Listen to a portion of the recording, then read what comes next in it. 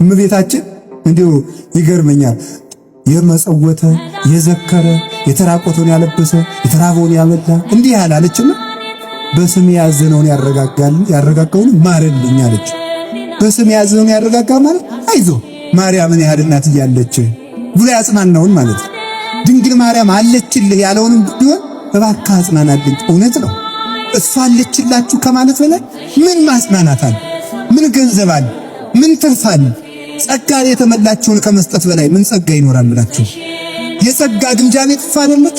መዝገበ መድኃኒት፣ መዝገበ ረድኤት፣ መዝገበ ጸጋ፣ መዝገበ ፈውስ እሷ እኮ ናት። መዝገበ ትንሣኤ፣ መዝገበ ቁርባን ማርያም እኮ ናት።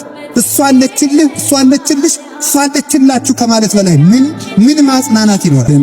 ስለዚህ ሐዘናችን የተሻረባት ነፍስ አጣን ብለን አናዝን። ክርስቶስን ለብሰን የለምን? ይርበናል ብለን አናዝን። ልጇን አብልታን የለምን? ስደተኞች ብለን አናዝን። ርስት ከፍታልን የለምን? ተረገምን ብለን አናዝን። በረከትን ሰጥታን የለምን? እንሞታለን ብለን አንፈራ። ትንሣኤን ወዳልን የለምን? ግድያን አንፈራ። ሕይወትን ወልዳልን የለምን? ሕመምን አንፈራው። ፈውስን ወዳልን የለምን? ምን እንሆናለን እሷ እያለችን